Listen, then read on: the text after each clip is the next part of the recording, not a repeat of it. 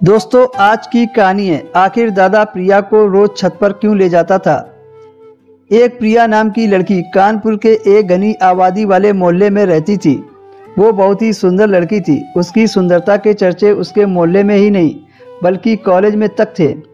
एक दिन की बात है, प्रिया एक शादी में गई हुई थी। उसी शादी में एक लड़की आई हुई थी जिसका नाम मुस्कान था।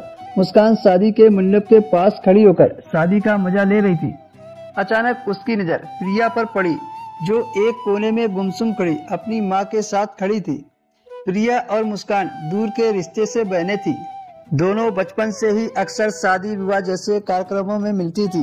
प्रिया को देखकर मुस्कान ने वहीं से आवाज लगाई, पर शादी के कार्यक्रम की वजह से प्रिया को मुस्कान की आवाज सुनाई नहीं दी। तब मुस्कान प्रिया के पास गई और तेज आवाज में बोली, प्रिया कैसी हो। प्रिया ने जैसे ही मुस्कान को देखा तो वो मुस्कुराकर बोली, ठीक हूँ। मुस्कान बोली, हम लोगों को कितने साल हो गए हैं मिले हुए। प्रिया ने कहा, क्या करें, शादी के बाद कोई मिल ही कहाँ पाता है। मुस्कान ने नोटिस किया कि प्रिया कुछ उदास सी लग रही है। अब तो ये मायके में है, फिर उदासी क्यों।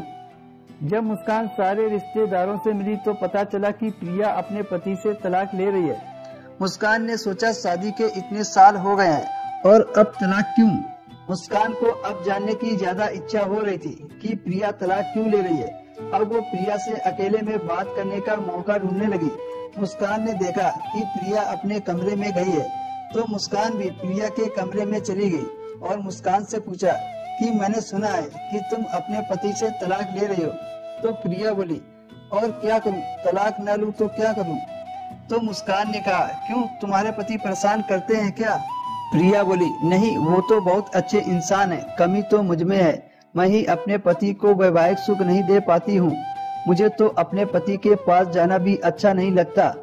मुझे मेरे पति से बिल्कुल शिकायत नहीं है, लेकिन मेरा अतीत मेरा पीछा नहीं छोड़ रहा है। कौन सा अतीत, मुस्कान ने पूछा। आज प्रिया सब कुछ बता देना चाहती थी। वो बोली कि एक दिन वो हमारे दूर के रिश्ते के दादा है ना, गांव वाले, किसी शादी में हमारे यहाँ आए थे और एक दिन हमारे घर पर भी रुके थे। मेरी माँ को उस दिन डॉक्टर के पास जाना था। माँ को लगा कि दादा हैं, इसलिए वो मुझे दादा के साथ छोड़ गई।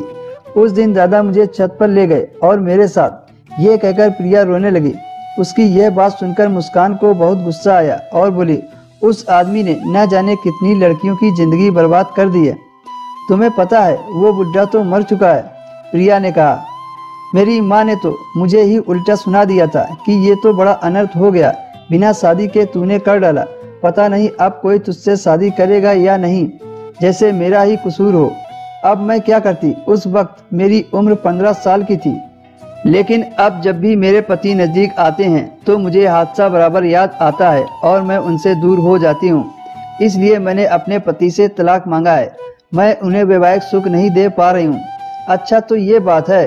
अच्छा ये बताओ, तुम उन्हें पसंद करती हो। प्रिया बोली, हाँ, वो मुझे बहुत अच्छे लगते हैं। मुस्कान ने कहा, देख प्रिया, वो तेरा अतीत था और वैसे भी तूने कुछ नहीं किया था।